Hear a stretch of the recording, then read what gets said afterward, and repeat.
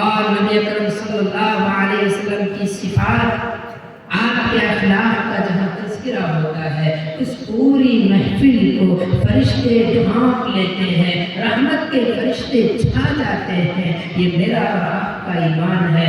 یہاں پر بھی فرشتے آئے ہوئے ہیں، نورانی ملائکہ فرشتے آئے ہوئے ہیں۔ میرے اور آپ کے نبی صرف نور ہی نہیں بلکہ نوریوں کے سردار ہیں۔ اسی نبی کے بارے میں حضرت حسان بن ثابت رضی اللہ عنہ نے وہ شعر ارشاد فرمایا، وَأَحْسَنُ مِنْكَ لَمْ تَرَ قَطُّ عَيْنِي وَأَجْمَلُ مِنْكَ لَمْ تَلِدِ النِّسَاءُ خُلِقْتَ مُبَرَّأً مِنْ كُلِّ عَيْبٍ كَأَنَّكَ قَدْ خُلِقْتَ كَمَا تَشَاءُ۔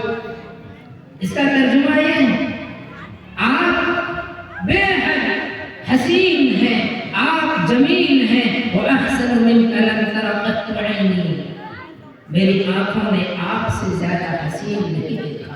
وَأَجْمَلُ مِنْكَ لَمْ تَلِدِ النِّسَاءُ، کسی ماں نے آپ سے زیادہ خوبصورت بچہ نہ جنا ہے اور نہ کوئی ماں ایسے بچے کو پیدا کر سکتی ہے۔ آپ تو ہر عیب سے پاک ہیں اے نبی جی، اور آپ ایسے پیدا ہوئے ہیں جیسے آپ چاہتے تھے۔ میرے اور آپ کے نبی اگر نہیں ہوتے، یقیناً جس طرح میرے اور آپ کے کرتوت ہیں ہم سب ختم کر دیے جاتے۔ اسی کے بارے میں شیخ سعدی نے ہمارے نبی اکرم صلی اللہ علیہ وسلم کے مقام کا تذکرہ کہتے ہوئے بہت ہی پیارا سا شعر انہوں نے ارشاد فرمایا، بلغ العلا بکمالہ کشف الدجا بجمالہ حسنت جمیع خصالہ صلوا علیہ وآلہ۔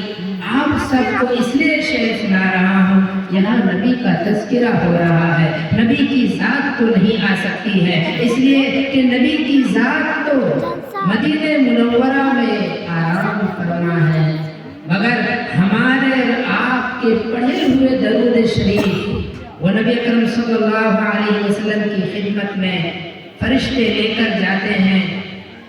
انہوں نے کہا بلغ العلا بکمالہ کشف الدجا بجمالہ، تمام کے تمام اندھیرے چھٹ جاتے ہیں آپ کے حسن و جمال سے۔ اسی لیے مجھے امید ہے کہ آج تک ہم نے جو گناہ کیے اور دل ہمارا سیاہ ہو گیا اور دل ہمارا ویران ہو گیا، ہمارے گھر ویران ہو گئے، اس پیارے حبیب صلی اللہ علیہ وسلم کے تذکرہ مبارک سے اور آپ صلی اللہ علیہ وسلم کے اسم مبارک سے، آپ کا نام لینے سے میرے اور آپ کا دل کا اندھیرا ختم ہو جائے گا، میرا اور آپ کا دل منور ہو جائے گا۔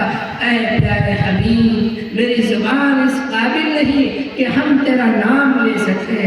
اے پیارے حبیب، ہماری زبان اس قابل نہیں کہ ہم تمہارا تذکرہ تک کر سکیں، مگر تذکرہ اس امید سے کر رہے ہیں کہ ہم سب کی زبان صاف ہو جائے، ہم سب کی روح معطر ہو جائے، ہم سب کا جسم پاک ہو جائے۔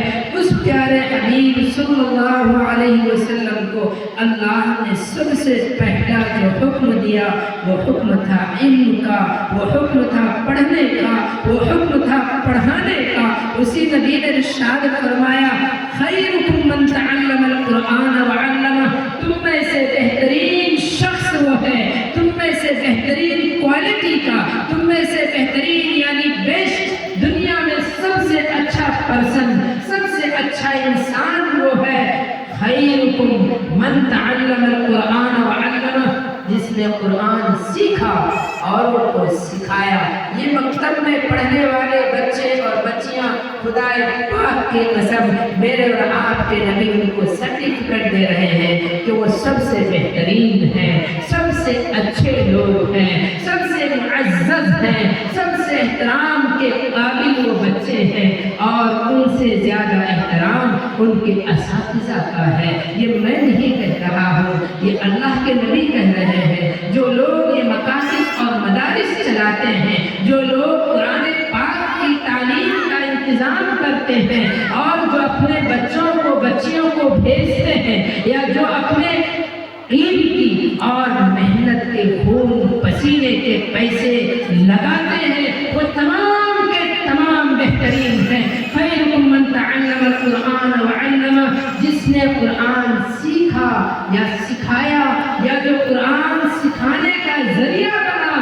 جس کے ذریعے سے قرآن پاک کی تعلیم دی جاتی ہے وہ تمام کے تمام بہترین ہیں۔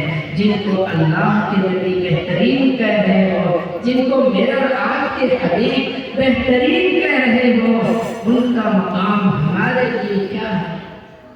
ہمارے محلے سماج میں کیا ہے؟ ارے حافظ جی، ملی صاحب ادھر آئیے، کوئی عزت نہیں، کوئی احترام نہیں۔ ارے مولانا ہم بھی ایسے ہی ہوں گے، ایسا جھڑکنا، حافظ صاحب فلاں ہے، ملی صاحب تو ایسے ہیں۔ میرے دوستو، آپ کی سرزمین پر بیٹھ کر آپ کو امام غزالی کا ایک قول سناتا ہوں اور آپ دل تھام کر سنیے گا۔ جہاں تک میری آواز جا رہی ہے سمجھنے کی کوشش کیجیے گا۔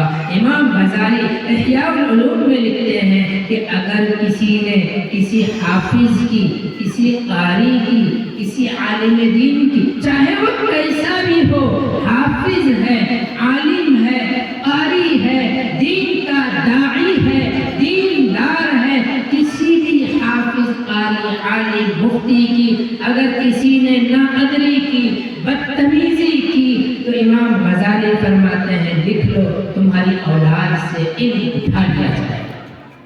تمہاری اولاد میں کوئی عالم پیدا نہیں ہو سکتا، تمہاری اولاد میں کوئی قاری قرآن پیدا نہیں ہو سکتا، تمہاری اولادوں میں چور ڈاکو تو پیدا ہو سکتے ہیں مگر دین کا داعی پیدا نہیں ہو سکتا۔